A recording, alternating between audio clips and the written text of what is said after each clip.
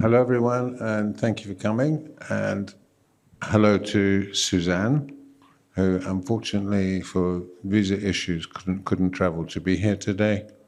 But we're very pleased she's here online.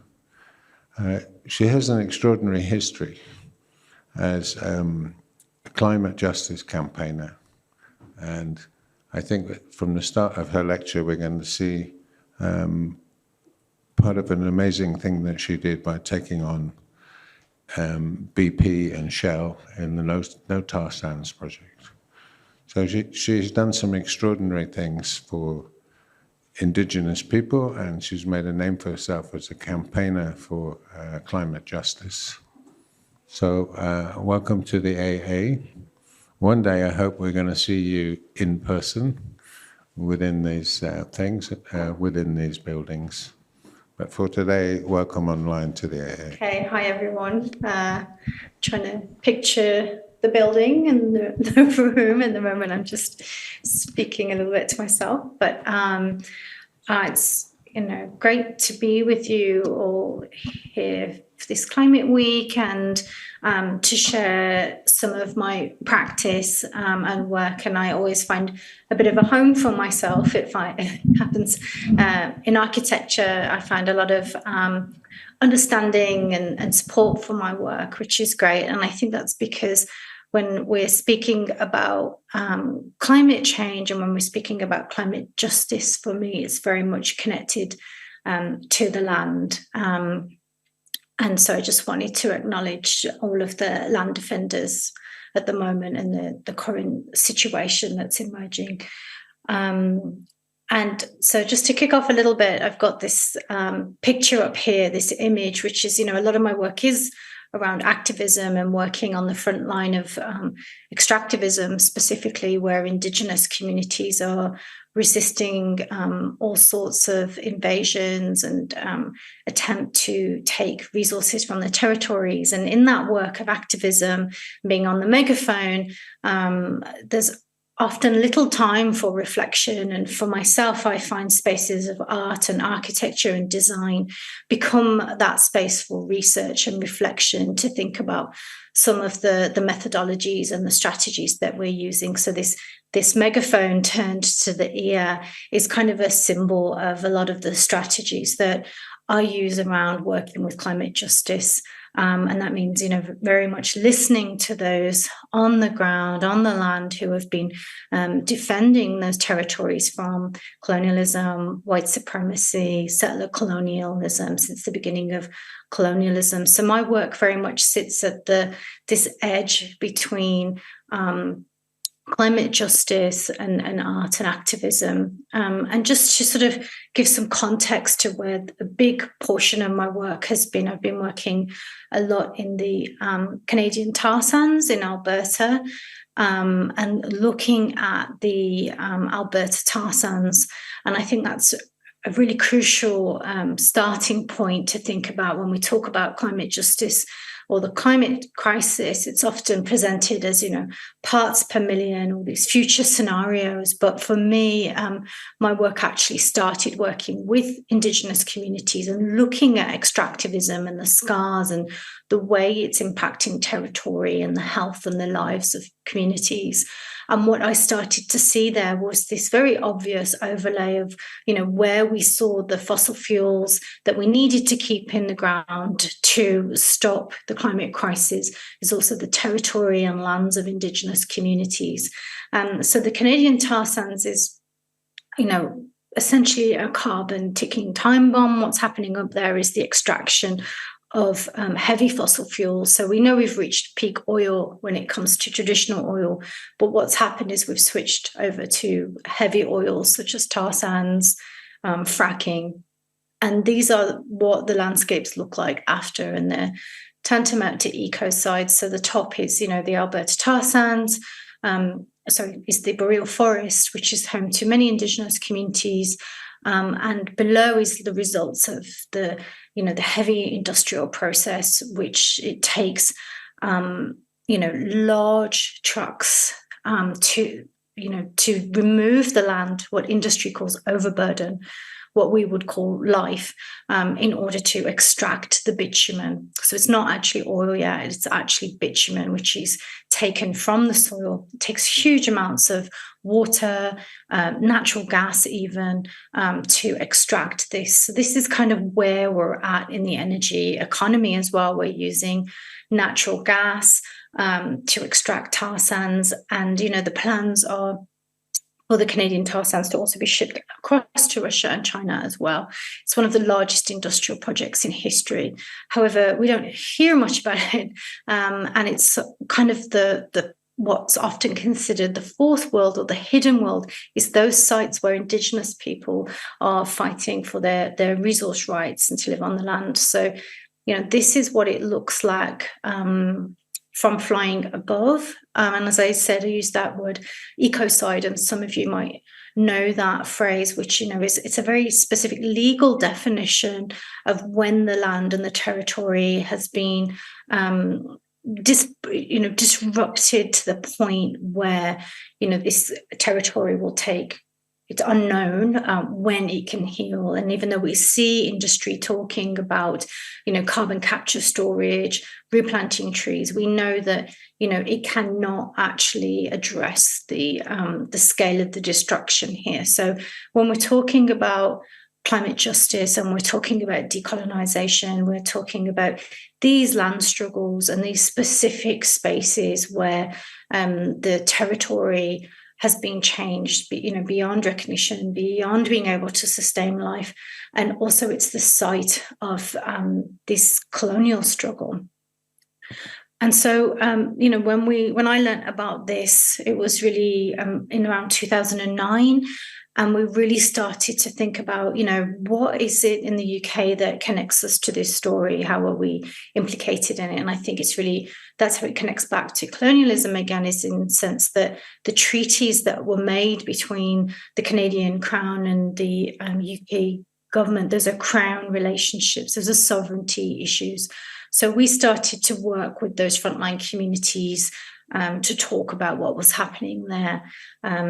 Before a lot of the XR sort of style protests that were happening, and also working with those communities in solidarity and seeing what they needed concretely on the ground. Often that included support for health officials who were speaking out about toxic accumulation or other things, but also supporting some of the cultural visions of the community to also take time to pray on the land, all the different cultures of organizing that exist in that space. And I think this is where mapping out how these resource pipelines connect back to us are so crucial. And again, this is the Royal Bank of Scotland, who at the time when they became publicly owned, were invested in a lot of these tar sands projects. And so we can trace it back then to the human rights violations, the Indigenous rights violations that these banks are bankrolling, and also bringing that accountability to the doorstep of corporations like BP as well. So I think a lot of the work becomes, looking at these sites of extraction and colonialism and sort of uncovering how those webs of power, finance, and corporate lines still continue as well.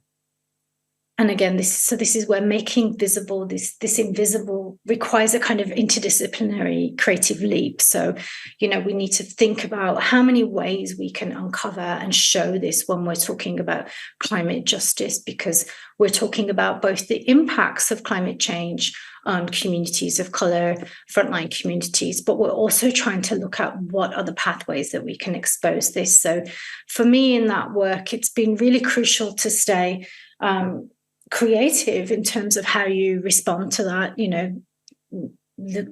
because often just doing the same actions, the same things can often fall flat. And one of the other parts of this is also how is the oil and gas working with governments to try and slow down climate legislation in order to keep highly polluting fossil fuels on the agenda. So, sometimes we've also looked at different meetings and worked with artists, had installations, all the while trying to think about how are these very opaque processes connected to the climate crisis as well. And then also this was before Instagram, so trying to think about connecting with different audiences. So we worked with Grazia here, and we made these with a hat designer. We made these hats to try and bring attention. They were to the Crown connection. These were made for Kate Middleton when she was traveling to Canada, and it was an attempt to sort of, bring to question what is the root of this ecocide, and how are those relationships, those sovereign relationships, keeping this slow industrial genocide going. And also, if we're trying to address the root causes of the climate crisis, it's essential that we do that. And I think also a little bit, the thinking behind this was to try and engage with pop culture and also work a little bit with the strange, not always just doing the banners, and thinking a little ways of other ways that we can communicate with people. And I think a lot of this legacy comes from the work of different environmental justice struggles across the world. So working in the tar sands, most major oil companies are invested in there. And one of the companies we worked very closely on was also Shell, and looking at Shell's involvement in the tar sands, and also their involvement in the Agoni region. So Shell has been active in the Agoni region and involved in multiple human rights violations there, including being a culprit in the execution of the Agoni 9 in Ken Saro-Wiwa. So Ken Saro-Wiwa and these movements of resistance to extractivism and frontline struggle are really at the sort of ancestors and at the forefront of a lot of the climate justice work that we see now, continuing to target banks and corporations invested in these spaces. And I think the important part around Ken Saro-Wiwa, as well as also that Ken was also a dramatist and also wrote a lot of television and scripting, and would weave into almost like the Nigerian EastEnders or soaps storylines about extraction, land struggles, how this was impacting different people along that supply chain, and how that was impacting the community.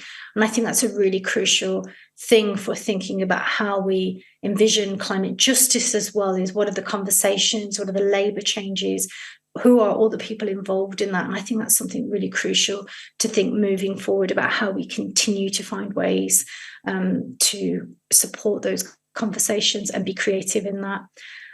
Here's another work that we did. It was with an artist, Sir Kari Douglas Camp, and it was a giant truck sculpture that she made, and a bus, and in the back was a cinema and a library. And the idea was to actually send this to Agoni land. The community wanted it to come home from the UK after it had been raising awareness about Shell, but it actually got impounded. We never saw the bus again.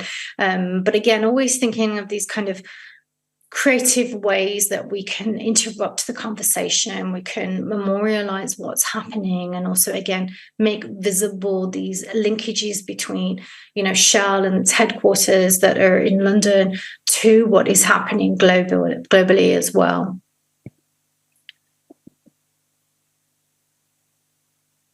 And I think another big part of the work has really been being nimble and reflexive in that. So, once the bus was impounded, we started to work with a graphic designer, sadly who's passed on, John Daniels, his amazing work that he did here, to this kind of call emerged to save the bus. And it started going viral on hip-hop Twitter in Nigeria as well. So there's a new generation that was learning about this bus and the Agoni 9 and, this whole history of environmental justice within the community as well. So I think that, working across disciplines, being responsive, moving between social media and the press as well, all of those strategies often come together. And I think, what's most exciting is when they're emergent and you really see that there's, ripples of the storytelling that brings the kind of community together and also supports with the on the ground advocacy needs of the community. So, the concrete questions that they're putting to Shell about the violations of their land rights, calls for remediation of the land, all of that. So I think that's also something really crucial to think about, that when we're calling for this wider umbrella of climate justice, that it's really grounded in the requests, the needs, the situation of those communities there. And in the past few years, doing a lot of this communications work, we often come up against the racism with them in the movement itself. I don't want to talk too much about this today, but I just want to touch on it in terms of, the ability of communities to organize, to own the narrative. This space of activism itself can sometimes become co-opted or manipulated as well. So I think, really thinking about how we center the voices of frontline communities, how we support movements of resistance is a crucial question moving forward as well. And so I really try and think of that as medicine and research, and work a lot with organizations and community organizers and big NGOs to really think about how we address the power and privilege within climate spaces, how we look at the strategies that we use, and how those support the communities at the front lines as well. And I think that's a really critical thing that architecture design brings to activism, because the space of activism can often be so furious, it can be so responsive, it can be so emotional. So I found working in art spaces, thinking about the forms of activism, thinking about how we take space, thinking about the power dynamics of those actions, has given a little bit of breathing room to be able to question how we take action and how that can happen in a way that doesn't exclude those people's voices from the front lines as well. And a lot of this work that, we do, it's become more and more digital communication. So, before I was doing a lot of frontline activism, and then I started to see that getting our message out as frontline activists has become harder, especially when we see that our younger voices, we have to make sure that they're still getting their message out as well. So a lot of the digital media work becomes really crucial at this time in terms of elevating voices and coming out with new forms of telling those stories. So podcast, video, and all of those ways as well. So trying to make sure that this generation doesn't replicate some of those power dynamics. And so this year I actually found that I was invited to take part in the Venice Biennale, and thinking about questions around decarbonisation and decolonisation. And I think for me, that's where I've been really starting to think about, what is this relationship with architecture? What does it have to offer to the conversation around climate justice at the moment? And obviously, there's loads of ways in terms of buildings and the impact of the industry itself. But I've also been thinking about how we think about resources and the distribution of resources. So I looked quite a little bit at the semi-permeable membrane and thinking about that. It's a bit of an inspiration for, the moment that we find ourselves in.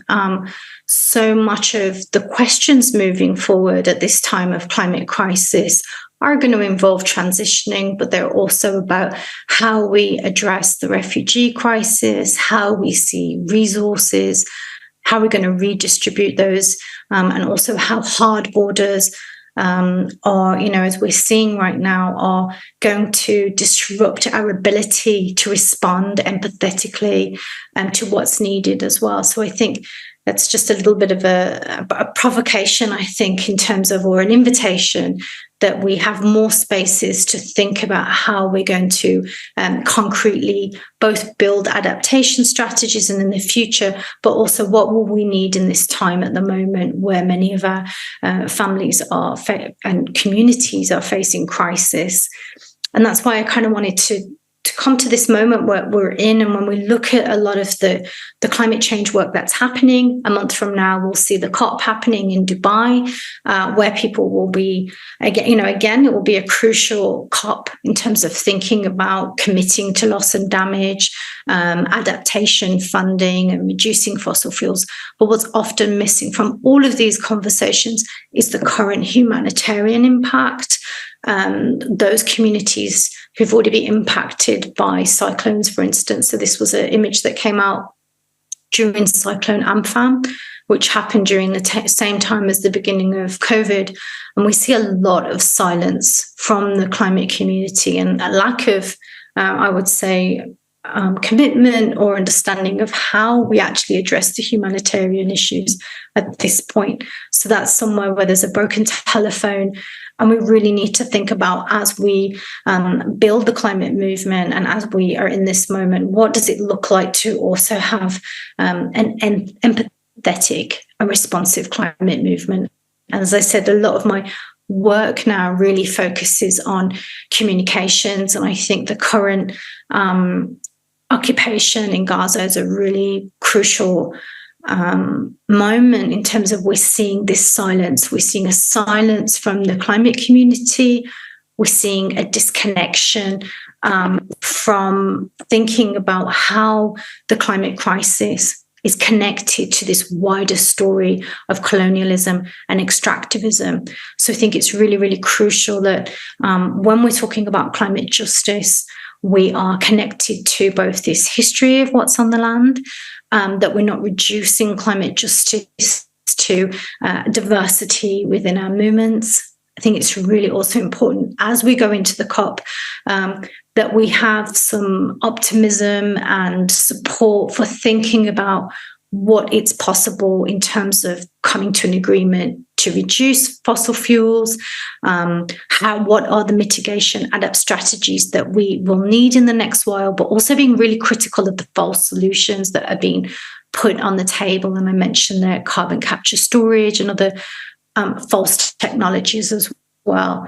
And then the other part, just to round this off, is really this invitation to think more together about what is it around, the way architecture is thinking about land, is thinking about the concrete needs of people, both as we're addressing the crisis and living through this, where we can be a more nimble and reactive climate community as well. So it's a little bit shorter than maybe a managed, but I just wanted to sort of pause there for a moment for some questions, and maybe we can have some discussion and specifically around that to think about, what is this this offering or this specific relationship between architecture and climate change, where we could build some sort of strategies together. So I'm just going to pause there. Thank you. We're just going to ask around the audience if they'd like to engage, ask questions and discuss with you. Hello, thanks very much for your talk. I missed the introduction, so I don't know why you couldn't be here today, but it's nice to see you on the screen. But it's a bit weird speaking to someone on a screen in a full room. There was a lot of points you made, very interesting, and I come from an arts background as well, and I've been involved in a lot of activism over the years. But I'm curious about the word you kept mentioning about colonialism. From a kind of building and architectural way, is when I'm in central London and the boroughs of London, and I walk through, and particularly over the last 7 or 8 years, I've noticed that small businesses, small shopkeepers, small companies have been replaced by large multinationals. And I wonder what you think about that as a type of colonialism that is actually happening on the doorstep of people's lives. It doesn't seem to be commented on as much, and there was a huge transition of that happened before and during lockdown as well, where a lot of people who couldn't sustain their businesses went out of business. I think it's an interesting type of colonialism that seems to be happening under our noses, as well as the important ones that you're pointing out in Canada as well. Yeah, and I think it's, to be cheesy a little bit, but it's, the micro that we're seeing happen on the macro. And I think when it comes to our sense of home and our building space, it's crucial there, but it's also in terms of what you were saying about those businesses and those corporations. How do they connect back to the supply chain of those larger infrastructures that we're trying to challenge as well. And I think, a lot of the work that I've been doing as well, I think it really does connect to home, and also taking interest in what is happening in our homes, because it's not just those larger situations that are more important than what's happening there.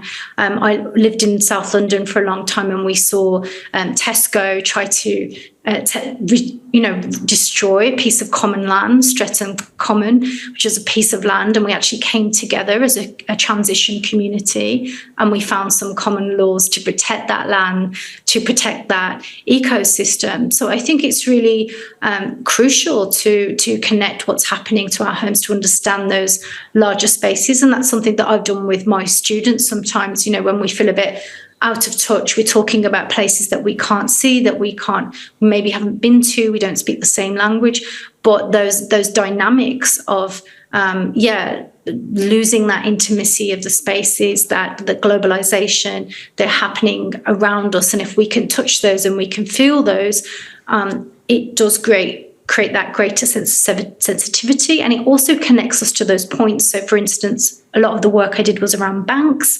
So, often with some of the projects we were doing, we were looking at where in my literal everyday life do I touch these extraction points? And, if I'm going to get my pension, there's money in that pension that is also connected to that. So I think, connecting our homes and how we're seeing that to the larger struggle is really, really crucial without taking away from that. Yeah. No, thanks for that. It's funny you mentioned banking there as well, and the large multinationals, because you mentioned BP and Shell, which is a very good place to start.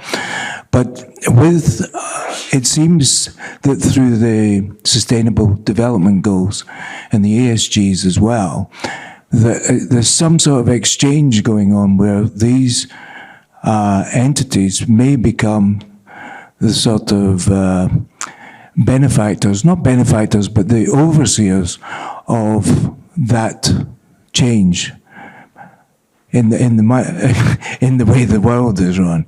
They will be the people that will oversee that because they're the most powerful sort of entities. How does that work with the activism that you're involved in? I'd be curious to know how you can square that and how you work with it, which is difficult.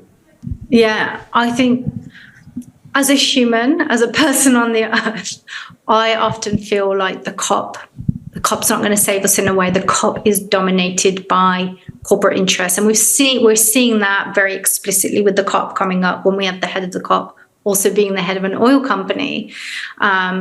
And I think what we have to think about is when we look at the COP and these processes happening on, how many of us are engaging with it can be so obscure, and exactly what you're talking about. What are the politics of these green solutions being tabled? What are the power dynamics and the governance structures behind them? And there's not enough accountability around that from civil society. You will see often at the COP, the attempts by civil society to curb that and to question that. Personally, the way I see the COP is an arena for us to make sure we're having a conversation about what is on the table there, challenging that, supporting civil society to challenge that. But when we're talking about the heart of extractivism and colonialism, some of the main mechanisms for protecting those communities or protecting that land is going to be working with land rights, working with those sovereignty struggles as well. So I think with the COP, I'll be doing a lot of work around those false solutions, and that's going to require that kind of civic participation in that, like what are these carbon offsets? And often Indigenous communities are leading a lot of that work in terms of, talking about the on-the-ground impacts of carbon offsetting as well. So I don't have a clear answer for you for that, but I think it's a real crucial question around these processes. And I think that's the decolonizing the solutions as well. Are the solutions that are being put forward, do they have governance in them? Do they have accountability in them? Thank you. Hi, Suzanne. Hello. Thank you so much for your talk. It was very inspirational. I wanted to ask you about something that you mentioned about how certain areas in the front line have a very strong atmosphere, and then sometimes you find more space to breathe in art spaces, and then you can look at those issues from a certain distance, from what I've understood, which helps with your work. I really find this very interesting as someone living physically distant from some of the issues that affect my homeland. And this is something that we talk about often also in terms of architecture and the power of spaces, distance. Can you elaborate a bit more on maybe your experience in Venice Biennale or any other cases? Yeah, I mean, I'll break that down a little bit. There's a few questions there, but I think specifically from my story, when we are working with climate activism, and we've seen some of these conversations come up about the strategies or the tactics used, or often communities of colour being left out of those conversations.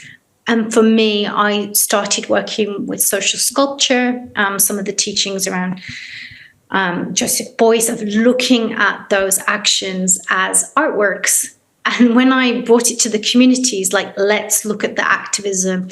How does it involve people? How does it repel people? How does it allow people with disabilities, different needs, to participate in the physicality of the action? I was able to have conversations about power and privilege and protest that I couldn't have when people thought I was personally attacking them for being, or that their protests were racist. So it's really been a strategy to work between the arts, to think about the design of an action, and use that language to open up a space of reflexiveness. So that's kind of a little bit around that. And then I think in terms of distance as well, like coming back to that image at the beginning of the megaphone, of thinking about ways to activate empathy, to see the connection between a space that maybe doesn't look like, you don't think you're connected to it, but actually you're connected through your bank, you're connected through all of these ways. So those strategies of bringing us closer. And I think, again, we're going through something unprecedented at the moment, where we're seeing situations unfold in real time at the moment. So I think that bringing closer, that activating empathy, those are all things that can seem quite soft, like the just care, but they're absolutely foundational to decolonizing and humanizing and being in solidarity with those communities. Also, it's from a strategic point, if you think about it, often in NGOs and climate spaces, there can be this attempt to bring a solution or to bring a strategy. However, as I said, many of these communities have been resisting colonization, trying to fight for their land, since some of them for multiple generations, multiple years. So there's often deep legal strategies, financial strategies, cultural strategies within that community to support and to work with. And in that way, you can see more of facilitating and being in care of what is on the ground than this kind of colonial mentality of bringing a strategy as a solution. And I often talk a lot about that with diaspora communities, because we can think we're not part of the climate solution, we don't see ourselves in it. Yet myself, I come from, a Sikh lineage, which has a deep tradition to protecting our lands or also being displaced. So how can those histories support us in this time of understanding how we get to the future as well? Thank you so much.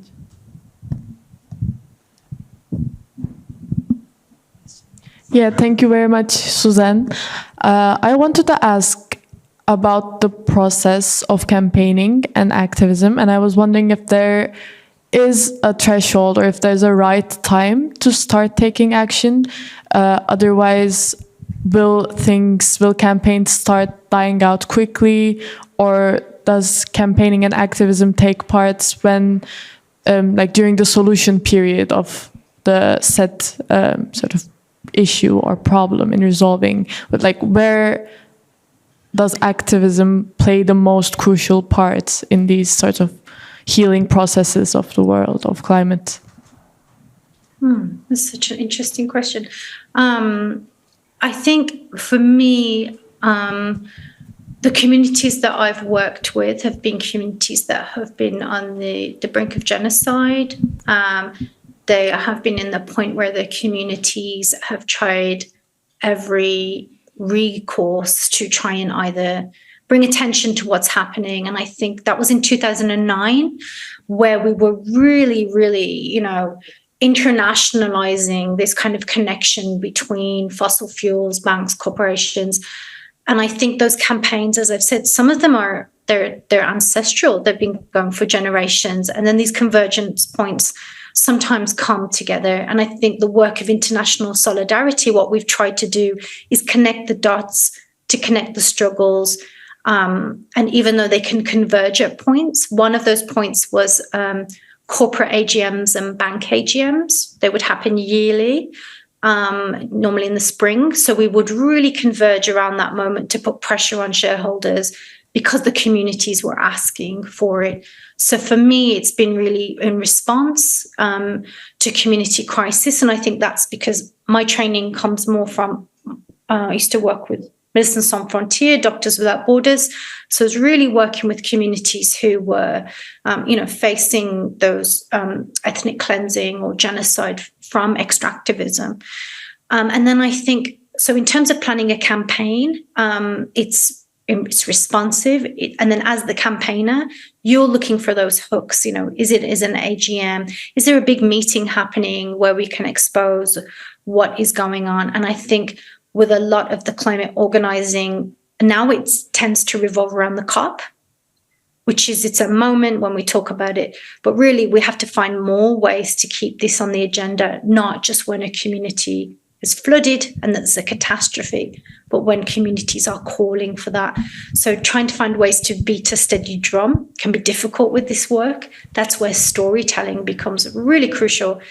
Telling the stories of communities resisting and inspiring, using convergence points like the COP, and then also connecting the dots between the stories as well. For instance, how does settler colonial resistance, which is happening in different spaces, connect to extractivism as well? And I think that's the hardest part about this work, is that we don't just rely on catastrophe moments, but that we're finding ways to continually bring it alive. And from your experience, what is the most effective way of sharing that with the global public? Because with the rise of social media, there are quite a lot of voices around the world being heard all over the place. What is the most effective way, do you think? Well, I think for me, one of those things is, there's two things. I work a lot now with culture, so working with cultural voices and connecting the messages there, getting it into TV and film, and I think that's, it's a crucial way. And that's one way that you're going with the flow of communication. How do I connect it to something that's popular, that's happening now? Then the other part for me is about really holding the front line. So a lot of the work was centering frontline Indigenous voices, lived experience. With a lot of the corporate engagement work that I did, it was often frontline voices speaking to the business community about what they're experiencing, what they're seeing on the ground. So then my role then just becomes a convener, an amplifier. And again, we're seeing that with the crisis at the moment. It's about getting those frontline voices, health voices to the forefront. So that does work. That requires more that you're trying to push the narrative and change it, and especially when there's different disinformation wars happening.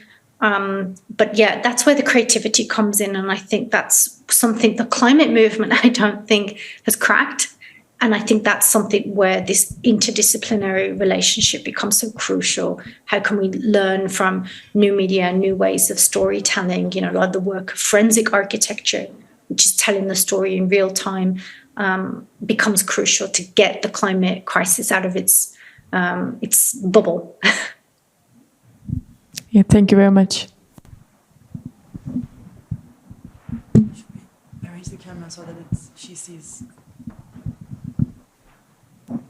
I would love to add another question.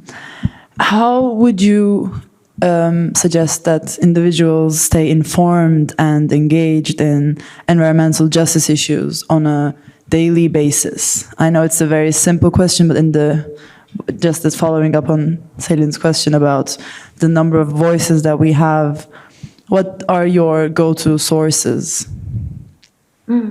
These are great questions. I think there's two parts to it. One is, on a news or an information source, like diversifying the news sources that you have access to. For me, at the moment, I have a community of frontline folks who do share on Instagram and that. So Instagram, obviously, having people that who are living in a context or been following a space are often, those frontline communities are often issuing their calls to action. I think also finding how this connects to you, how this is alive to you. And I think that was really interesting. What I saw in the architecture biennale was, how does architecture need to change and adapt, and where you are in your industry, how do you keep pushing out that way? And then also I think with the news, making sure that we're reading with a critical lens. So for instance, what I mentioned about the COP28 coming up, I think that's a really good example. We're going to get a lot of news about the COP, and finding that way to sort of sift through that, see the false solution, see what the communities are asking for as well. So that's not really a simple question, but I think the points there being like, how does it meet the industry where you are already? Who are the people leading the thinking there? And then also that critical analysis of the climate media that's coming out. Again, it's not a super clear question or answer, but I hope it's helpful. No, but thank you. Thank you. Okay, thank you very much, Suzanne. It was great to hear from you. I think we have for our students in the coming year encouragement from you to locate their projects with Indigenous people and to design in those kind of territories, to make architectural proposals that enable and embody local people and land rights and so forth. And thank you for your many advices on ways to engage with that. Thank you, and thanks for your patience with zooming in today. Okay, we hope to see you in the school one day this year. Thank you. Okay, Bye-bye. bye.